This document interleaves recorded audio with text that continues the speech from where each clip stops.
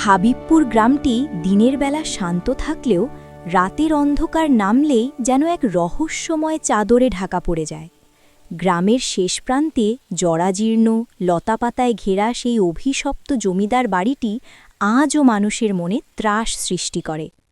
মীরা ছোটবেলা থেকেই খুব সাহসী এবং অজানাকে জানার প্রতি তার তীব্র আগ্রহ। সে আজ স্থির করেছে এই রহস্যময় বাড়ির ভেতরকার লুকানো ইতিহাস খুঁজে বের করবেই।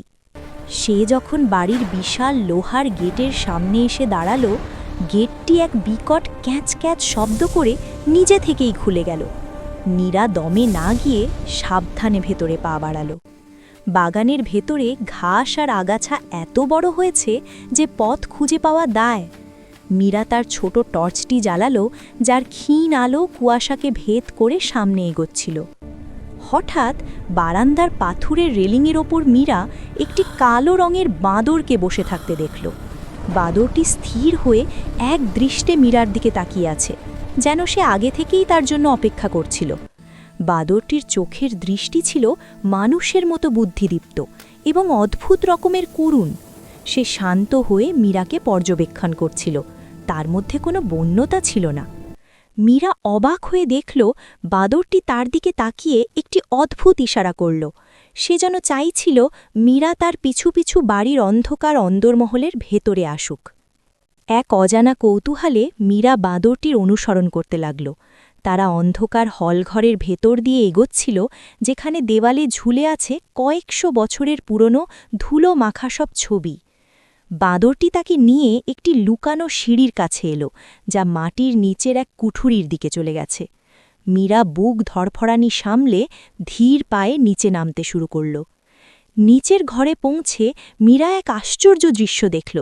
ধুলোয় ঢাকা আসবাবপত্রের মাঝে রাখা আছে একটি বিশাল ও জাঁকজমকপূর্ণ কাঠের সিন্দুক।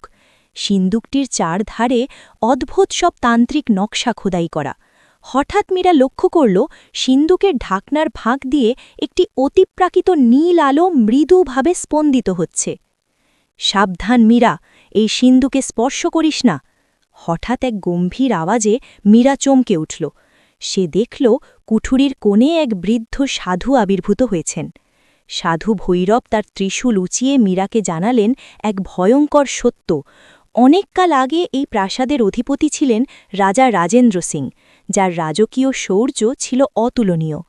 রাজা রাজেন্দ্র সিং অমরত্ব আর শক্তির লোভে এক অশুভ শক্তিকে এই সিন্ধুকে বন্দী করেছিলেন, কিন্তু সেই শক্তির অভিশাপে তিনি নিজে রূপান্তরিত হন এক কালো বাদরে, যিনি আজও তার কৃতকর্মের পাহারা দিচ্ছেন। মীরা ক্ষণকের জন্য ভয় পেলেও তার কৌতূহল ছিল প্রবল। সে সাধুর বারণ অবজ্ঞা করে হাত বাড়িয়ে সিন্দুকের ভারী ঢাকনাটি টেনে খুলল। মুহূর্তেই সিন্দুক থেকে এক বিভীষিকাময় কুচকুচে কালো ধোঁয়া বেরিয়ে মীরাকে ঘিরে ধরল।